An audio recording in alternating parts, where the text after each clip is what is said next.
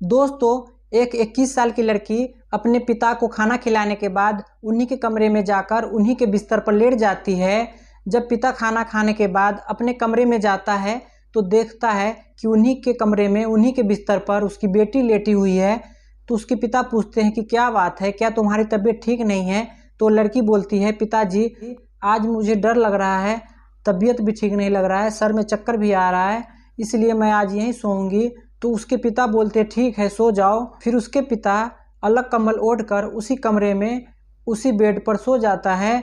धीरे धीरे रात कटने लगता है, करीब 12 बजता है। तो लड़की बोलती है, पिताजी मुझे डर लग रहा है, मेरा जी घबरा रहा है। फिर वो लड़की अपना कंबल फेंक कर अपने पापा के कंबल में घुस जाती है। थोड़ी देर के बाद ये लड़की अपने पिता के शरीर को स्पर्श करना शुरू कर देती है। स्पर्श का जो ये सिलसिला था धीरे धीरे इस कदर आगे बढ़ जाता है कि लड़की ये भूल जाती है कि ये मेरे पिता है और पिता ये भूल जाते हैं कि ये मेरी लड़की है। उसके बाद कुछ ऐसा होता है कि आप सोच भी नहीं सकते, आप कल्पना भी नहीं कर सकते। जब ये बात आस पड़ोस में पता चलता है तो आग की तरफ फैल जाता है। तो उसके बाद वो लड़की कुछ ऐसा कदम उठाती है कि आप सोच भी नहीं सकते, आप कल्पना भी नहीं कर सकते। आप जब ये सुनोगे तो आपके रोंगटे खड़े हो जाएंगे, आपके पैरों के नीचे से ज़मीन खिसक जाएगा। दोस्तों, मैं हूं एमडी अंजार। हमें आप लोगों से एक ही विनती है कि यदि हमारे चैनल को सब्सक्राइब नहीं किया है तो हमारे चैनल को सब्सक्राइब कर लीजिए।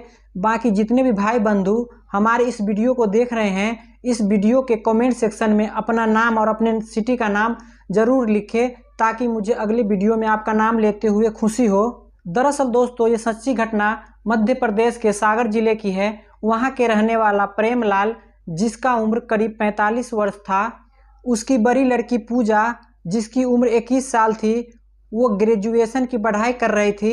एक छोटी लड़की जिसकी उम्र 15 साल थी, एक छोटा लड़का जिसका उम्र 10 साल था। प्रेमलाल की पत्नी के 2 साल पहले देहांत हो चुका था एक बीमारी के कारण। उसकी पत्नी के देहांत होने के बाद भी उसका घर अच्छा खासा चल रहा था। लेकिन एक रोज़ प्रेमलाल ये विचार करता है कि मैं अपनी दूसरी शादी करूँगा, क्योंकि बच्चे भी थोड़े छोटे हैं, जब नई पत्नी आएगी तो इसका भी ख्याल रखेगा। जब ये बात उसकी बड़ी बेटी को पता चलती है कि मेरे पिता दूसरी शादी करने जा रहे हैं तो उसकी बेटी सोच में पड़ जाती है और ये सोचती है कि जो दूसरी माँ आएगी वो कैसी निकलेगी, हम सबका ख्याल रख पाएगी या नहीं रख पाएगी, या मारेगी या डांटेगी। ये सब बातें उसके मन में आ रही थी।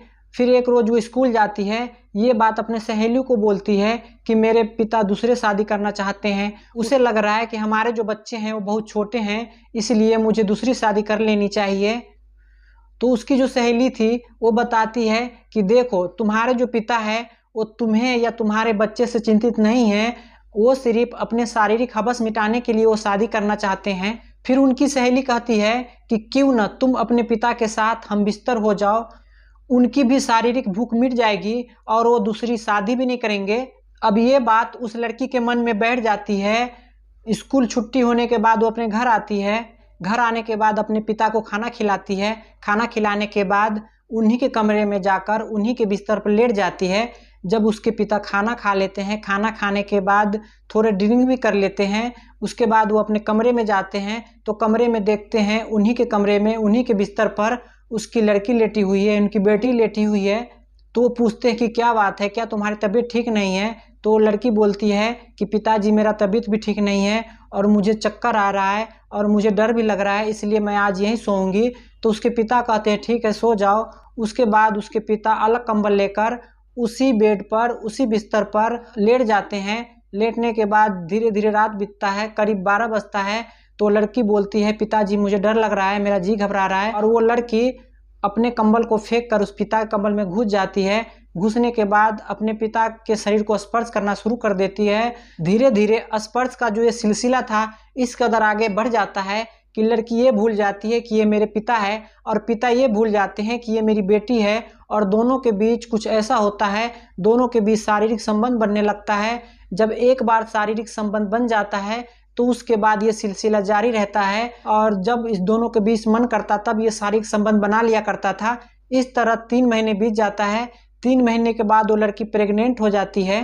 प्रेग्नेंट होती है तब उस लड़की के मन में डर बैठ जाती है कि ये बात आस पड़ोस के लोगों को जब पता चलेगा तो क्या होगा, क्या सोचेंगे और मेरे पिता को क्या कहेंगे, मेरे पिता के बारे में क्या सोचेंगे। इसी बारे में वह लड़की सोच सोच कर पागल हो रही थी, उसके दिमाग खराब हो रहा था।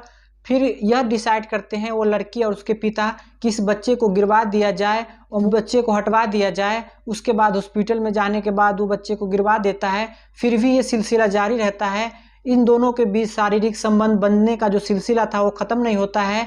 उसके बाद इसकी भनक आस पड़ोस के लोगों को पता चलता है। दोनों की अवैध संबंध का बात आस पड़ोस के लोगों को पता चलता है कि ये दोनों के बीच ऐसे ऐसे चल रहा है, ऐसे ऐसे गलत संबंध चल रहा है। जब ये बात उस लड़की के कान तक जाती है कि आस पड़ोस के आदमी को भी पता चल गया है कि हम दोनों के बीच अवैध संबंध है, तो लड़की ये निश्चय करती है कि फांसी लगाकर अपनी जान दे दूंगी।